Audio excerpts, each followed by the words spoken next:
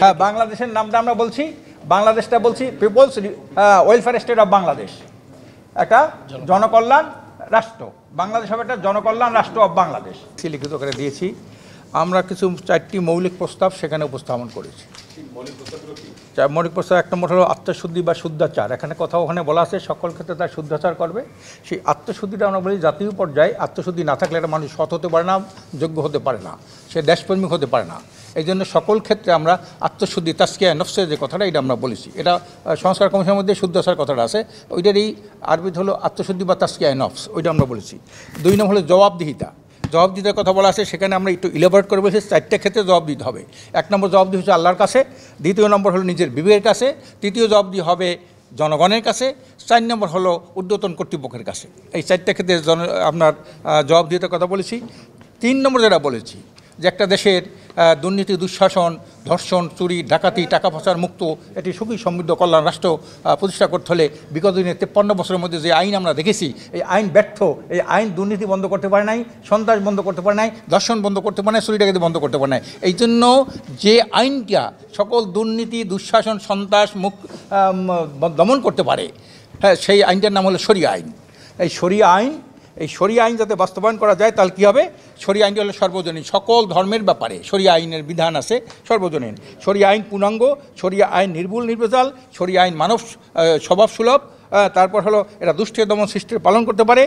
শরিয়া আইন দর্শন, চুরি, ডাকাতি, দুর্নীতি, সন্ত্রাস বন্ধে এক দৃষ্টান্তমূলক শাস্তির বিধানের নাম হলো শরিয়া আইন। এরপর হলো শরিয়া আইন প্রতিষ্ঠিত হলে সরকার ভক্ষক না হয়ে রক্ষক হবে দেশের।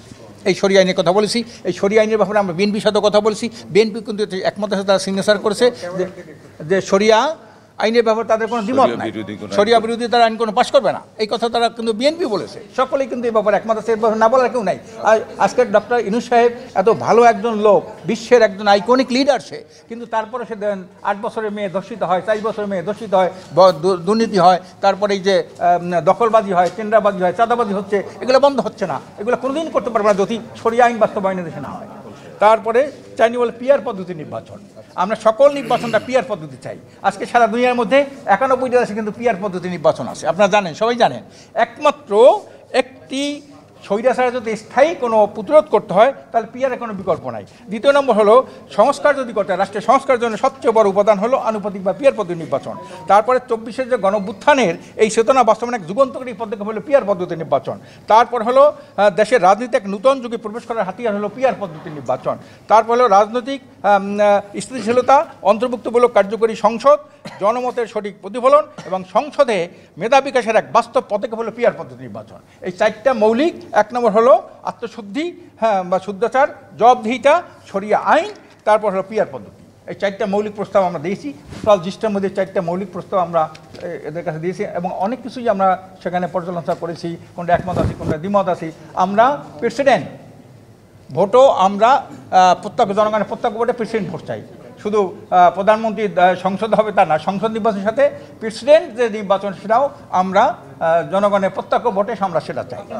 আপনার পুরো নাম আর পদবিটা বলেন। আশরাফ আলী আকন, প্রেসিডেন্ট সদস্য, ইসলামী আন্দোলন বাংলাদেশ। আপনারা বাংলাদেশের নাম পরিবর্তনটা কি করেছেন? হ্যাঁ, বাংলাদেশের নামটা আমরা বলছি, বাংলাদেশটা বলছি peoples welfare state of Bangladesh, একটা জনকল্যাণ রাষ্ট্র। বাংলাদেশ হবে একটা জনকল্যাণ রাষ্ট্র অফ বাংলাদেশ।